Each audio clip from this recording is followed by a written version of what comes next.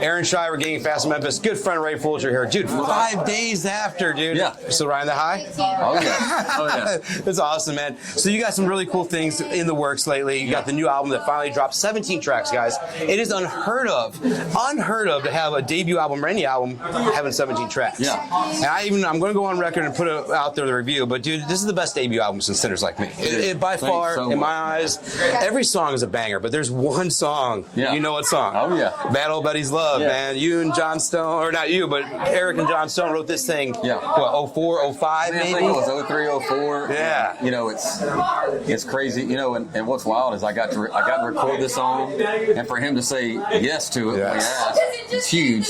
But, you know, what's crazy is I think I'm only one of a handful of guys that's gotten to record a song that Eric's written that's not him. Exactly. You know, he's my hero. Exactly. At length about that. There's only a couple that I know that he's recorded going back to all the way to, I think Jeff Bates recorded one years ago. I forgot the name of it. Terry Clark, I mean, they've had a few, but the ones that you recorded, I mean, being an old school Eric Church fan, those were the songs that were like floating around, like, oh, did you hear the unreleased stuff of Eric Church? And then like a couple people would get those songs in their hands and they actually hear it have life. Yes. Because there's times that you would hear these songs, you're like, oh, that's some of his best work. Yeah. Where's the life in it? Because it's done, it's buried. So to see that song be resurrected, dude, as a fan of that song, I got to thank you for that. Because that is amazing. Just having that, knowing that song's that, it feels like something that could have been on Sinners Like Me. It's like that.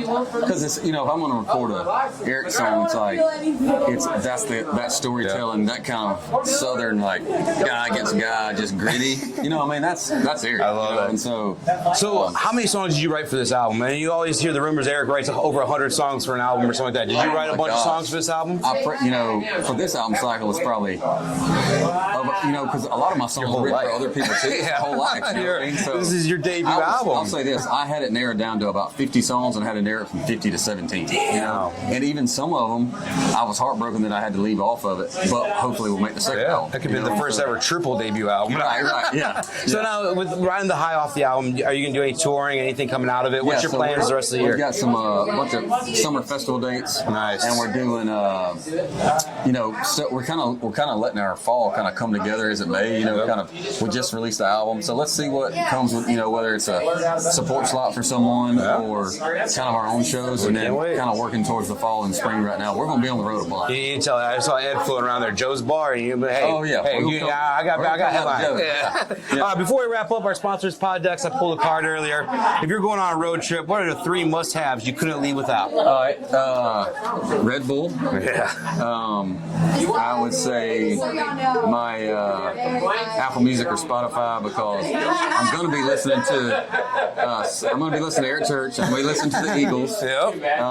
And I would say probably, my guitar, because I'll come up with some great song ideas on it. Oh yeah. I mean, it's always just to like lay down, even have a little something. Yeah. I mean, sometimes it's just your safety thing, man. It's your guitar. You gotta have that. Well, Ray, thank you so much. But mainly importantly, thank you for that music, dude. Because honestly, that is one of the, like I said, best debut albums I heard in 17 tracks.